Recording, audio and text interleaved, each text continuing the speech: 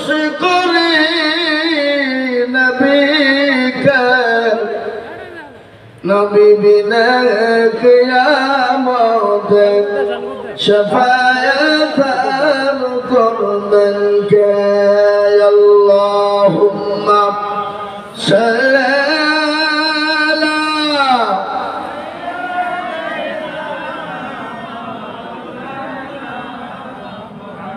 وعلى آل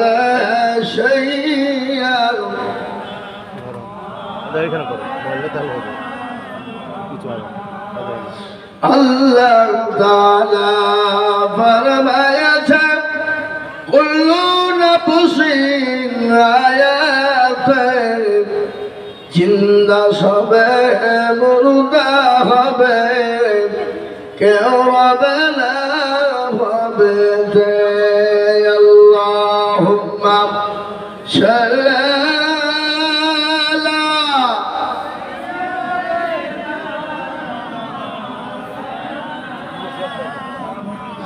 وعلى آل سيدنا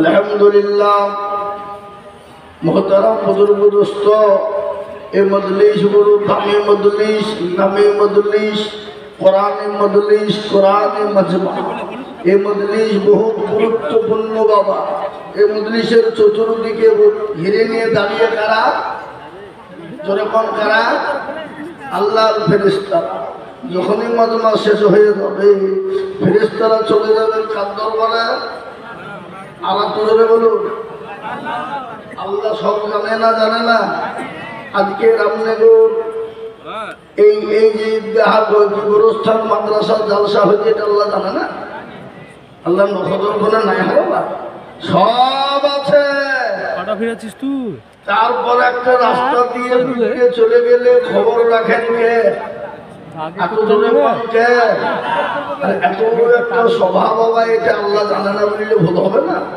হ্যাঁ যেটা কেউ দেখে না সেটাকে দেখে ধরে বলুন তো আল্লাহ জানার পরে বলবো কোথাও ছেলে আল্লাহ দেখলাম ওই জায়গা যাই রামনগর কেন দেখলাম তোমার বান্দা বান্দিরা বসা বলে কিসের জন্য বলে জাহান্নামের ভয়ে আর জান্নাতের আশা তো আল্লাহ বলে শোন যারা ওই মজলিসে বসে গেল আমি আল্লাহ তাদের জাহান্নাম হারাম করে দিয়ে জান্নাতকে ওয়াজিব করে দিলাম ধরে বলুন সুবহানাল্লাহ আর একটু ধরে বলুন না সুবহানাল্লাহ আল্লাহ এত বড় দয়ালু বাপ কত বড় মা তার ছেলেকে যত না ভালোবাসে আল্লাহ তার লক্ষ কোটি গুণ ভালোবাসে তার বান্দাকে বাসে না একটা কথা বলি আমাদের সব থেকে বড় দুশমন কে শয়তান আর ওই শয়তান আল্লাহর ইবাদত করেছিল কত বছর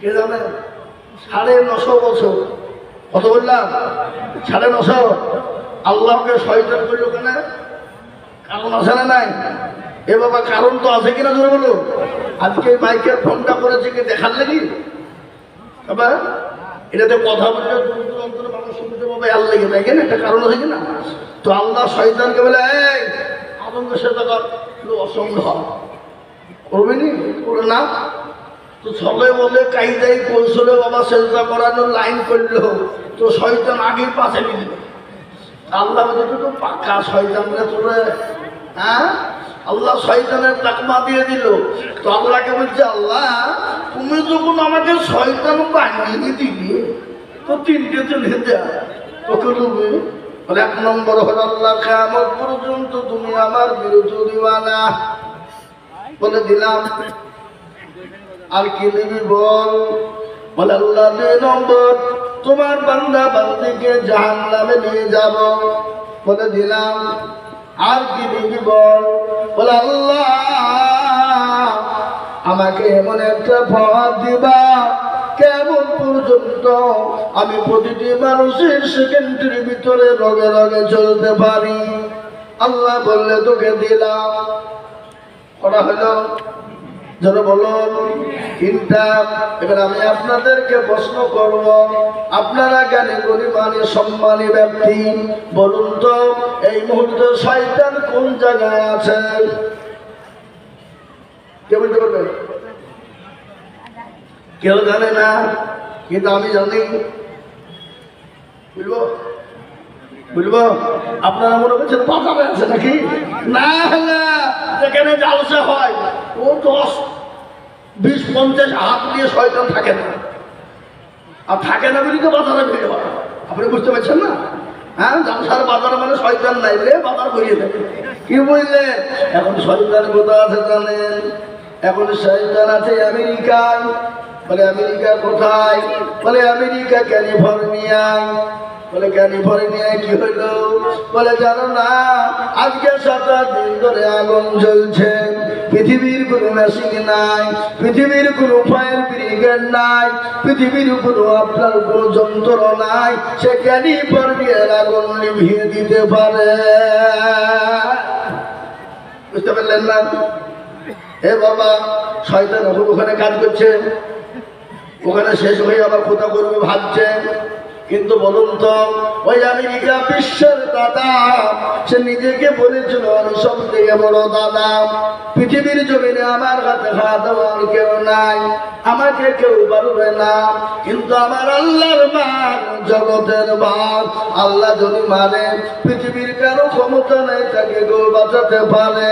বলুন তো আল্লাহ মানুষকে ছাড় দেয়, কিন্তু ছেড়ে দেয় না। দেয় গো কথা কন না কেন? কথা কন। পরীক্ষা থাক, পরীক্ষা জ্বালা পড়া ঠিক করে গিয়েছে, আজ চলবে যাচ্ছে 1টা পর্যন্ত।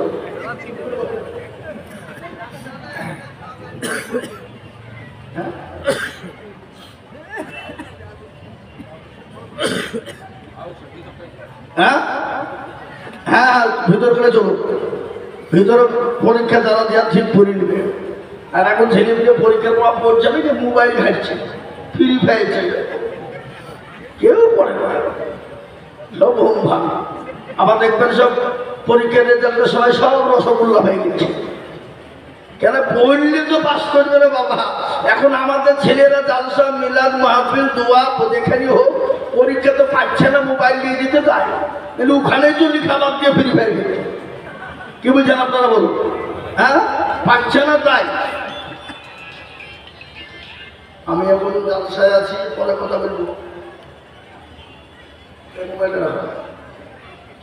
জি, যেটা বলছিলাম, আল্লাহর মার দুনিয়া। কিন্তু বলুন তো সেই আমেরিকা সাহায্য করেছিল ইসরায়েলকে, বলে নাই? কথা বলেন না কেন? ইসরায়েলকে সাহায্য করেছিল 15 বছর, 15 মাস ধরে ফিলিস্তিনের সঙ্গে ইসরায়েলের যুদ্ধ হলো, হলো কিনা? কথা কম।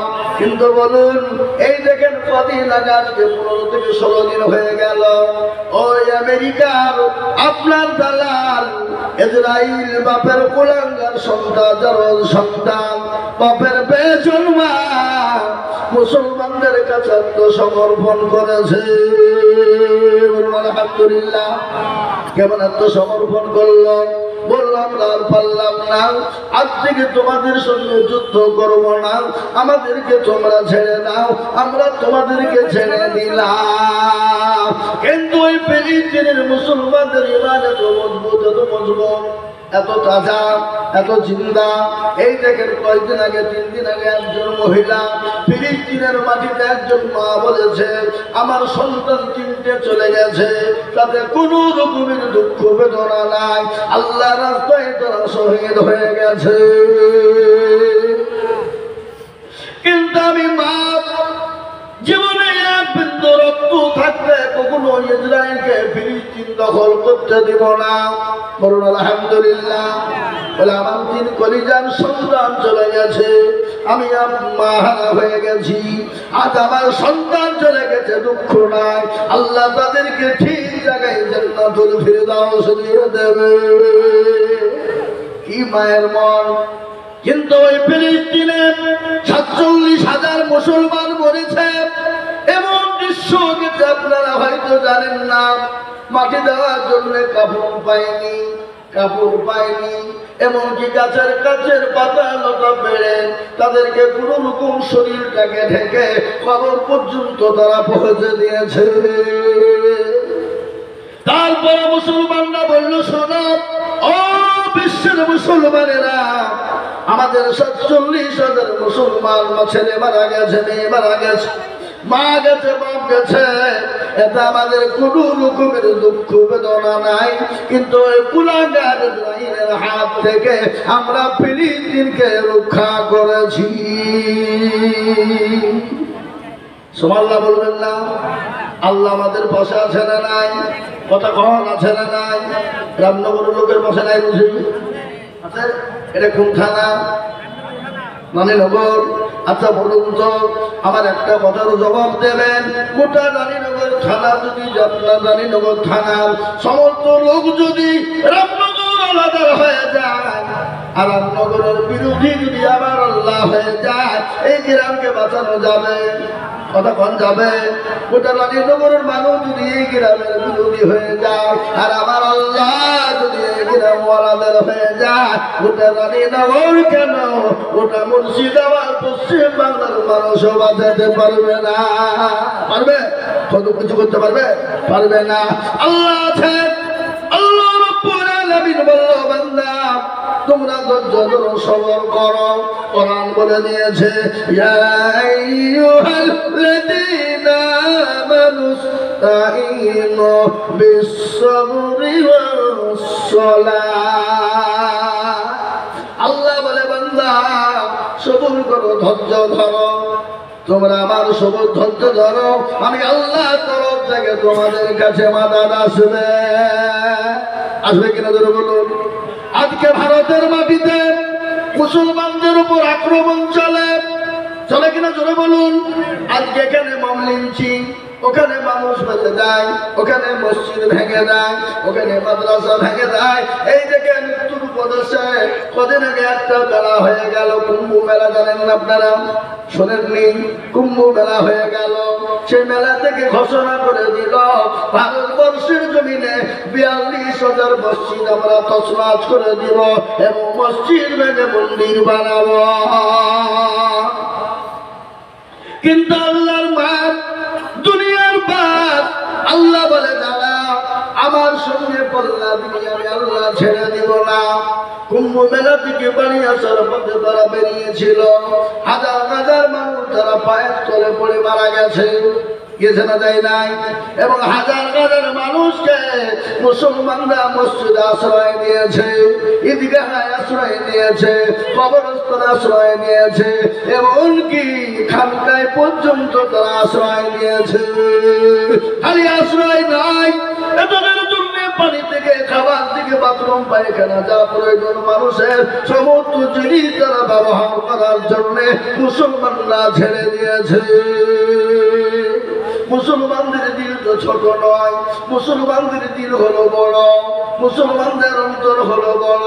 কেন? মুসলমান কোন ধর্মকে আঘাত করে না, কোন ধর্মের সঙ্গে বাড়াবাড়ি করে না। আল্লাহর কোরআন বলে দিয়েছে, লাকুম দীনুকুম ওয়ালিয়া দীন। তোমার ধর্ম তোমার কাছে, লা ইকরাহা ফিদ্দীন। ধর্মের ব্যাপারে বাড়াবাড়ি করো না, খবরদার বাড়াবাড়ি করতে দেয় না।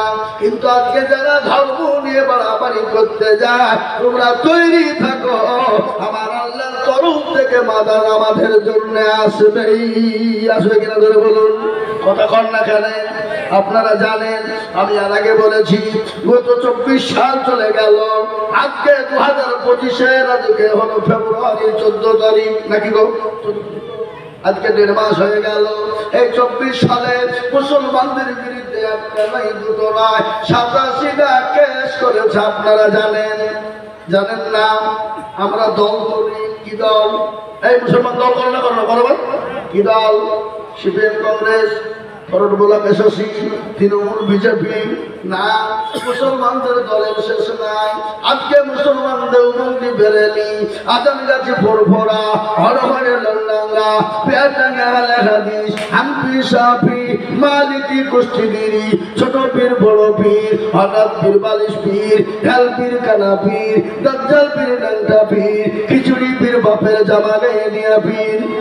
এই কথা কন না কেন? কথা বল। আমি আপনাদেরকে বলবো, আপনি দেওবন্দি হন, আপনি বেরেলি হন, আপনি বিশ্বায়ব হন, আপনি আলে হাদিস হন, কোন রকমের কোনো কথা নাই, দ্বিধা নাই। কিন্তু আমি তোমাদেরকে বলবো, হাড়ি কিন্তু আপন আপন থাকবে, কিন্তু লাঠি কিন্তু এক জায়গায় হতে হবে। ঠিক বলছি না ভুল বলছি? তাদের বলুন, লাঠি একটা হতে হবে, হাড়ি আপন আপন হবে। তুমি মাংস খাও, তুমি খাসি খাও, তুমি দেশি খাও, তুমি পোলট্রি খাও, তুমি গরু খাও, কোনো আমার বাধা নাই। কিন্তু এক জায়গাতে তুমি যদি না থাকো, এক প্লাট করবে না থাকো, মুসলমান গো, আমার সামনে যে দিন আসছে মুসলমানদের চামড়া থাকবে না। দেওবন্দি করবা, বেরেলি করবা, বাড়িতে করবা, রাস্তায় যাবে। আজকে তারা বুঝে ফেলেছে এ মুসলমানদের নীতি ঠিক নাই। ও একদল একদিন বলেছিল কাফের বেঈমানেরা, হারে ইমাম খালি নামাজ পড়ায়, আর এতগুলা মানুষ ইমামের মুক্তাদি করে পেছনে নামাজ পড়ে, তাহলে ওদের তো একত্র বোধ আছে, ওদের মধ্যে জ্ঞানী গুণী লোক আছে না নাই? কথা কন না কেন? খেলাম করি বলতে জানিস, ও আপনার ইমাম একটা হলে কি হবে, একসঙ্গে সেজদা করলে কি হবে? যতগুলা লোক নামাজ পড়ে তত মত রয়েছে। কি বললেন, আছে না আমাদের ভিতরে? হ্যাঁ, আজকে আপনি যা ইচ্ছে দেখুন। আজকে বলুন তো, 42,000 মসজিদ ভেঙে দিব বলেছে, কোন দেওবন্দির মসজিদ ভেঙে দিবে নাকি? কোন বেরেলির মসজিদ ভেঙে দিবে নাকি? বলে দেওবন্দিটা ধুয়ে দে, বেরেলিটা ভাঙ, ধারাজিটা ধুয়ে দে, দেওবন্দিটা ধুয়ে ভেঙে দে, বলবে নাকি? মসজিদ পেলি তারা ভেঙে দিবে। No Bareilly, no Deobandi, no আদারগাছি, নো ফুরফুরা, নো আলাগাদিস, নো সাফি, কিছুই চলবে না। আল্লাহ কোরআন বলে দিল, ওয়াতাসিমু বিহাবলিল্লাহি জামিআন ওয়া লা তাফাররাকু। ও বান্দা, তোমরা আলাদা হয়ে যাও না, আলাদা হয়ে যাও না। তোমাদের হাড়ি আলাদা হোক, কিন্তু তোমাদের প্ল্যাটফর্মে এক জায়গায় আসতে হবে, তোমাদের লাঠিকে এক জায়গায় করতে হবে। ঠিক না বলে বলুন?